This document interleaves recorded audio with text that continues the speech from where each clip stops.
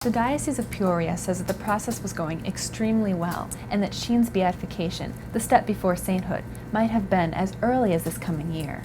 Now, the showstopper. They claim that the Archdiocese of New York won't let them move the body of Fulton Sheen to Peoria. But on the other side of the dispute, New York says it is keeping the body in accordance with the wish expressed by Archbishop Sheen.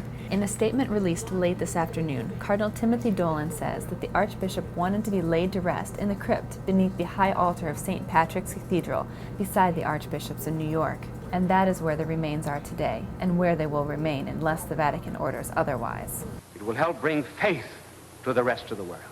While Archbishop Fulton Sheen was ordained in the Diocese of Peoria, he gained popularity while serving as bishop in the Archdiocese of New York.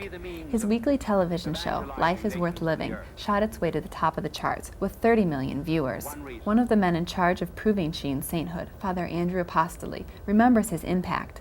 I spoke to Father Apostoli about the sainthood cause earlier this summer. He won an Emmy in 1952 for the most outstanding personality on television, you know.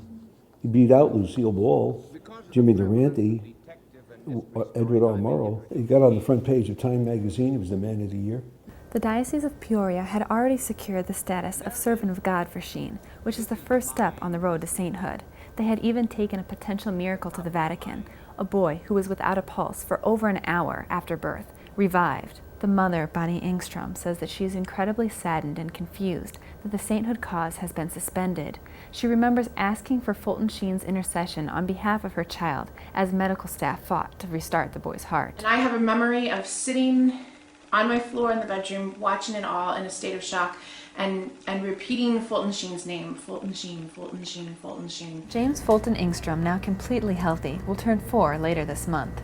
This potential miracle needed for beatification was already approved by doctors and Vatican theologians. And the Diocese of Peoria says that they were assured by the Archdiocese of New York that they would be allowed to have Sheen's body at, quote, the appropriate time. The New York spokesman says that Rome asked both sides to resolve the dispute. Now, with the actions taken by Peoria, suspending the canonization cause, a resolution is far away.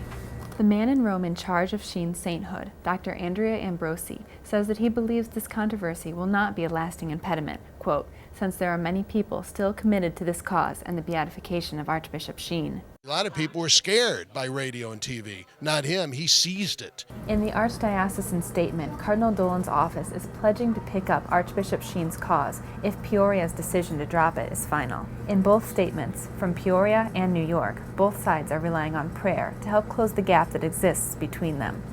Prayer being something Father Apostoli says is crucial to the sainthood cause of Fulton Sheen. We really have to storm heaven. You know, God willing, he gets beatified, we'll storm heaven. After all, as Father Apostoli points out, saints are always made by God and not by man. Reporting from the Currents newsroom, I'm Katie Breidenbach.